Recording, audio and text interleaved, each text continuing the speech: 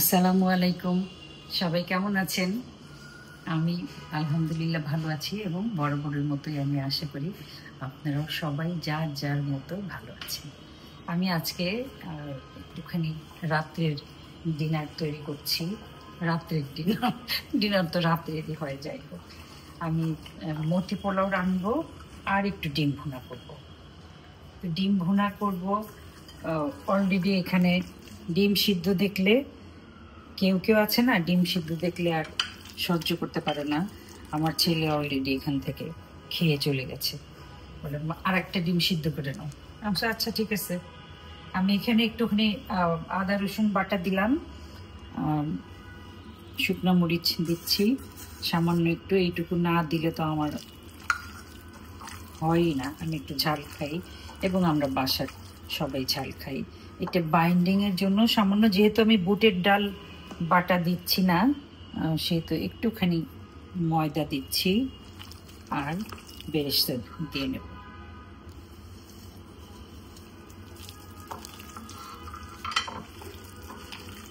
একটু মাখা হলে আবার আসছি।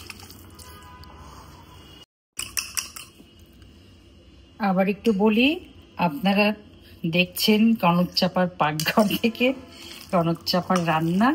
আর আজকে আমি রান্না করছি মতি পোলাও। মতি পোলাও এমন কোনো ব্যাপার না রান্না করা, কিন্তু খেতে মজা লাগে। আমি এটা গরুর গোশতের কিমা, সেটাকে আবার বাজারে যে কিমা পাওয়া যায় সেটাকে আবার ব্লেন্ড করে নিয়েছি। এখন এটা আমি মাখা হয়ে গেছে, এখন এটা ভাজবো ইনশাআল্লাহ।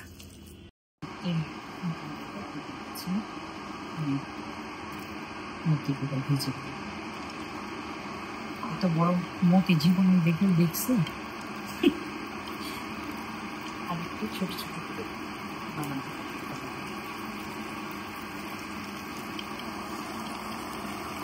আমি যে বেরেস্তাটা করেছিলাম ওই বেরেস্তার তেলেই ভাজছি। আমি মাত্রই তো ভাজলাম।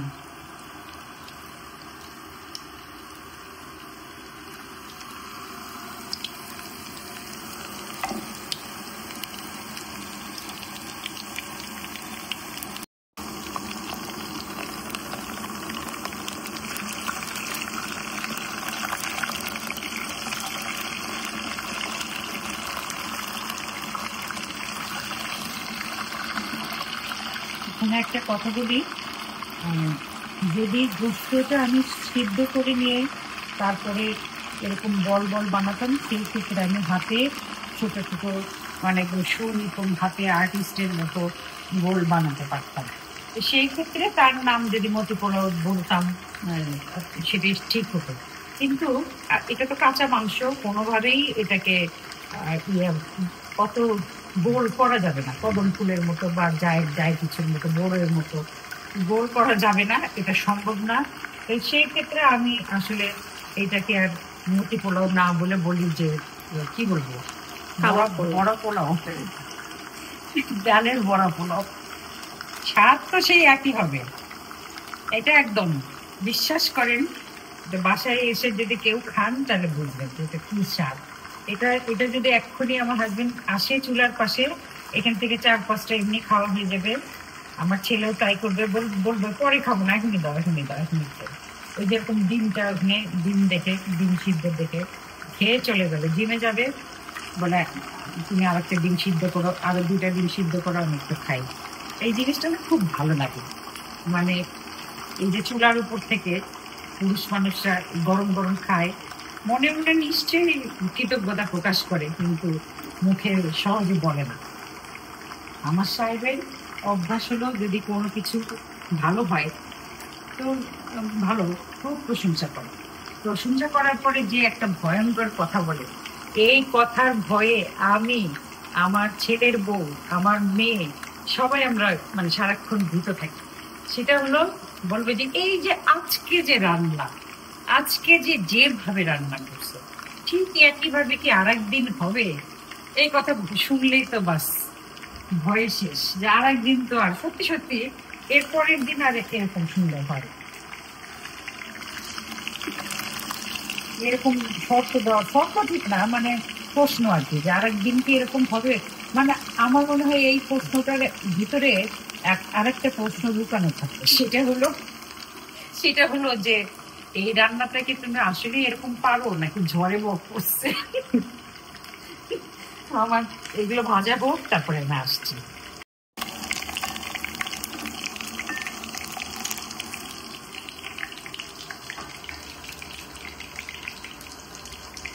আমার এই চ্যানেলটা স্টার্ট করছে প্রায় 3 বছর, মাত্র 66,000 সাবস্ক্রাইব এই পর্যন্ত হয়েছে। আমি মানে বলি না যে সাবস্ক্রাইব করুন, লাইক দিন, কমেন্টস করুন, তাই দেখে কি কেউ করবে না? আশ্চর্য, মানে একটা 1 বছরে তো কত আজে বাজে চ্যানেল আছে, কত মানে নেগেটিভ ইয়া হয়, তাদের মিলিয়ন মিলিয়ন ভিউ। তার মানে কি দাঁড়ালো যে ভালো জিনিস বা শুদ্ধ জিনিস আজকাল কেউ দেখে না, অথবা এরকম হতে পারে যে আমার রান্নায় আসলে কোনো বিশেষত্ব নাই, সেই জন্যই কেউ সাবস্ক্রাইব করে না, এরকম একটা ব্যাপার। যাই হোক, আমি কোনো কিছুতেই, তবে আমি এটা বিশ্বাস করি যেদিন আমি থাকবো না সেই দিন আমার channel million million billion trillion view হবে, সাবস্ক্রাইবার হয়ে যাবে, কিন্তু তখন তার আমি দেখার জন্য থাকবো না। এটাও কিন্তু একটা ট্রিক্স।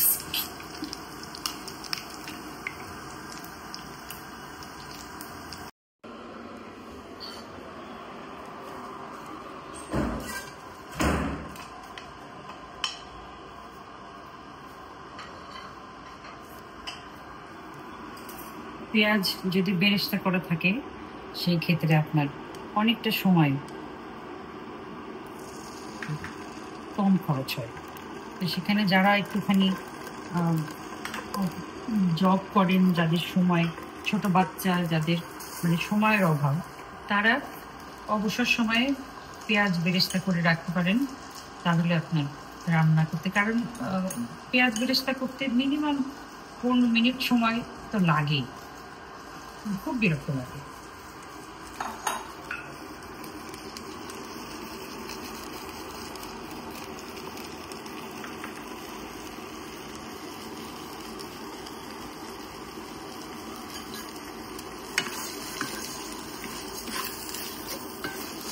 আপনারা হয়তো খেয়াল করেছেন যে আমি ওই গোস্তের বড়াটা, এটাকে আর মতি বলছি না, গোস্তের বড়াটায় কোনো গরম মশলা দিই নেই। আমি এখানে গরম মশলা দিব, আর ওটার একটা আলাদা স্বাদ। সবসময় এলাচ দারচিনি সবসময় ভালোও লাগে না।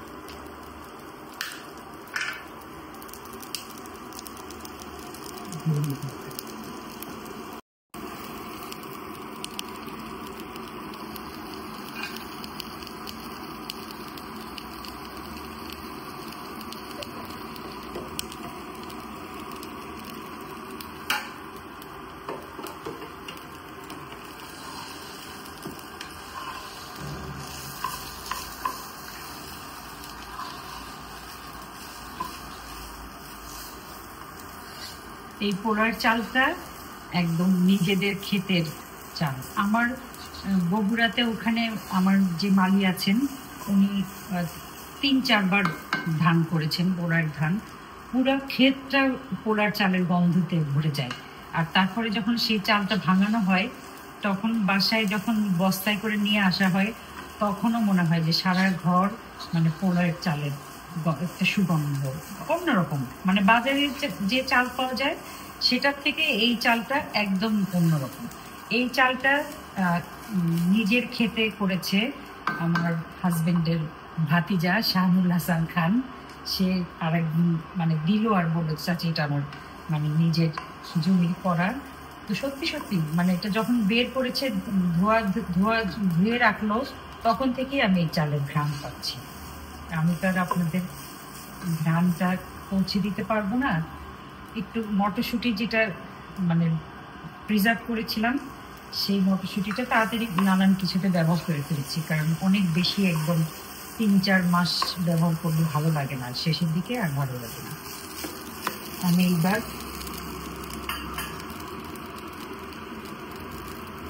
পোলাওটা অর্ধেক হয়ে আসলে তারপরে আমি মতিগুলো দিব, মতি বা বড়া যাই বলেন।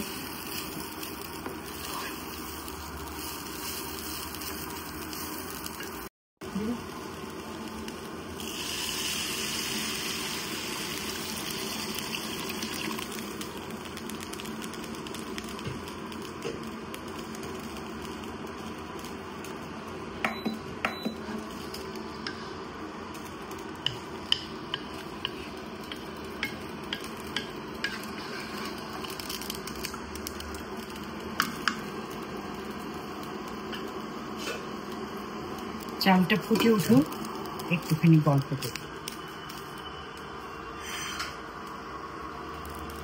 পৃথিবীতে অনেক রকম দুঃখ, বেদনা, বিরহ, যা কিছু মানে না আমরা পেতে চাই না, সেগুলো নিয়েই আমাদের বাস করতে হয় হাসি মুখে।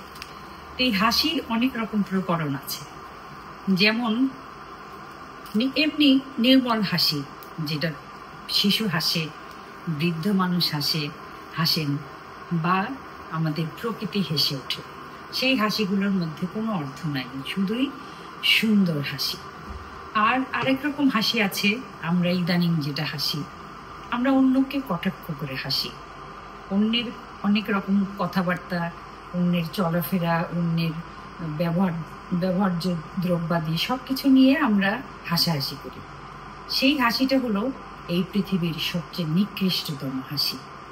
আর তারপরে আরেকটা হাসি হলো যে নিজেকে বিশ্লেষণ করার হাসি। আমার এই দোষ আছে, সেটা আমি মানে হাসি মুখে আমি বলতে পারি এবং সেটা শুধরে নেওয়ার চেষ্টা করতে পারি। সেই হাসিটা দ্বিতীয় স্তরের হাসি। এই দ্বিতীয় স্তরের হাসিটা আরেকটু বিস্তারিত বলি, যে এটাকে বলে আসলে উইটিনেস অথবা সেন্স অফ হিউমার। এটা অন্যকে নিয়ে না, অন্যকে কটাক্ষ করা না। এই হাসিটা হলো আমি না এই জিনিসটা এখনো রপ্ত করতে পারি নাই বলে যে আমি একটা স্মিত হাসি দিলাম, বা আমার হাতে এই জিনিসটা ভালো হয় না ভাই, এর চেয়ে ভালো আমি আর পারি না। এই যে এরকম একটা হাসি, যে আত্মশ্লাঘা বা মানে আত্মদহন থেকে মনে কষ্ট হচ্ছে, আরো নিজেকে আরো ভালো করার চেষ্টা করছি, আরো নিজের সাথে নিজে একটা পরীক্ষা দিচ্ছি, কিন্তু হাসি মুখে। সেটা হলো দ্বিতীয় স্তরের হাসি বা আত্ম উপলব্ধির হাসি। সবচেয়ে শ্রেষ্ঠ হাসি হলো যে স্রষ্টার দিকে যাওয়ার জন্য যে মনের মধ্যে একটা ভয়, দ্বিধা, শঙ্কা সবকিছু নিয়ে স্রষ্টাকে জয় করার, মৃত্যুর মধ্যে দিয়ে পার হওয়ার সাহস, স্পর্ধা অর্জন করতে করতে যে হাসি, যে মানুষ হাসতে পারে, সেটা হলো শ্রেষ্ঠ হাসি। সেটা ঠিক, সেই হাসিটা ঠিক দেখা যায় না। একটা মানুষ স্রষ্টার কাছে যাবে, মৃত্যু তো সেটার দ্বার। সেই মৃত্যুকে স্পর্ধা করা, মৃত্যুর জন্য অপেক্ষা করা, সেই যে একটা ইবাদত, যে ধ্যান, যে সাধনা, সেই সাধনার মধ্যে একটা স্মিত হাসি আছে। সেটা সবাই দেখতে পায় না, সেটা খুব কম মানুষ দেখতে পায়। সেই হাসিটা হলো এই পৃথিবী এবং ওই পৃথিবীর মাঝামাঝি যে একটা অনুভবের একটা জায়গা আছে, সেই জায়গার জন্য ওই হাসিটাকে বলা হচ্ছে যে শ্রেষ্ঠতম হাসি। তো আমি সেই পৃথিবীর শ্রেষ্ঠতম হাসি হাসতে চাই। আমি মৃত্যুকে আকাঙ্ক্ষা করি, মৃত্যুকে জয় করার স্পর্ধা করতে চাই এবং স্রষ্টাকে দেখতে চাই। এত কথা বললাম, তারপরেও আমার পোলাও ফুটলো না কেন? ফুটবে ইনশাল্লাহ।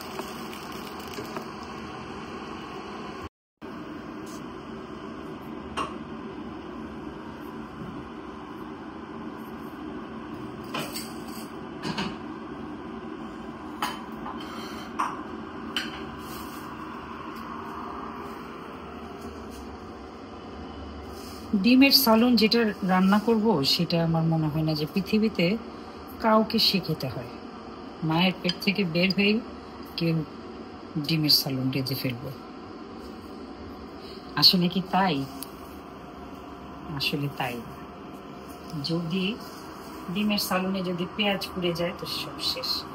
আবার এই যে ডিমটা যে ভাজতে হয়, সেই ভাজাটাও একদম কম, মানে হালকা করে ভাজলে, আমার কাছে মনে হয় যে হালকা করে ভাজলেই ভালো। আবার ডিম ভাজার সময় যে একটুখানি হলুদ দেয়, সেটাও অনেক পছন্দ। এই যে দেখেন, এটাও শেখার ব্যাপার আছে।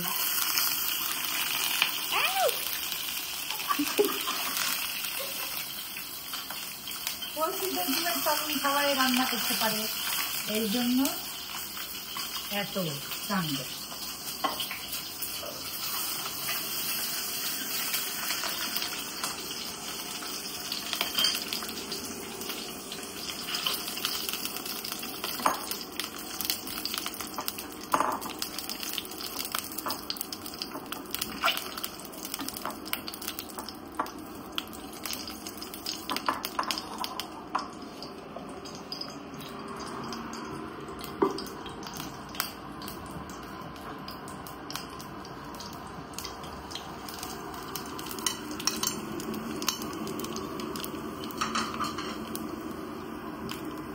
আপনারা বলবেন যে উনি তো অন্য সময় পেঁয়াজ ভাজে, আজকে এত বেরেস্তা ব্যবহার করছি কেন? আসল কথা হলো যে বেরেস্তা রয়ে গেছে, সেগুলো ব্যবহার করছি। আমি বুঝলাম না এরকম কল্পনা করার কি কারণ। হ্যাঁ, একটু পানি দাও, পানি না, ঠিক আছে, আমি দেখছি।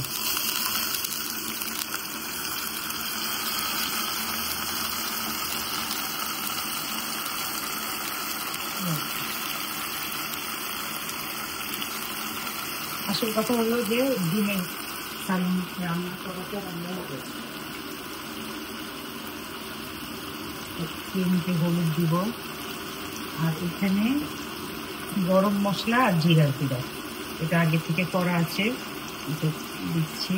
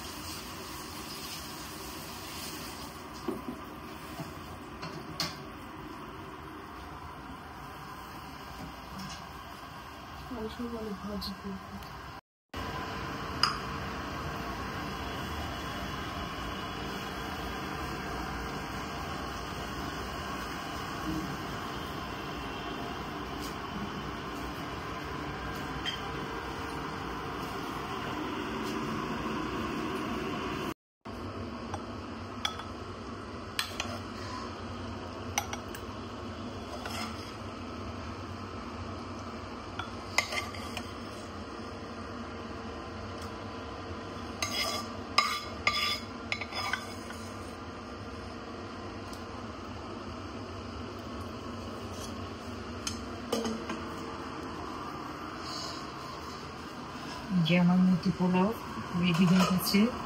এটা একদমই ভুলে গেছি আমি দেখাতে, যখন হাফ হয়েছে, চালটা ফুটে এসেছে, তখন আমি বড়াগুলো মতিগুলো দিয়ে দিয়েছি। তো সিদ্ধ হওয়ার আর নতুন করে সিদ্ধ হওয়ার কিছু নাই। মটরশুঁটিগুলো মানে একদম চুলায় যেই মাত্র পাতিলের ভিতর দিয়েছি সাথে সাথে সিদ্ধ হয়ে গেছে, আর এটাও কমপ্লিট। একটুখানি সামান্য 1 চিমটে বেরেস্তা আছে, সেটা উপরে ছড়িয়ে দিয়ে সার্ভ। এটাই আজকে আমাদের রাতের ডিনার। আবার বলি, রাতের ডিনার এটাই আজকে আমাদের ডিনার। যাই হোক, সবাই ভালো থাকবেন। এই গরমে কিভাবে ভালো থাকা যায় নিশ্চয়ই আপনারা সেগুলো জানেন।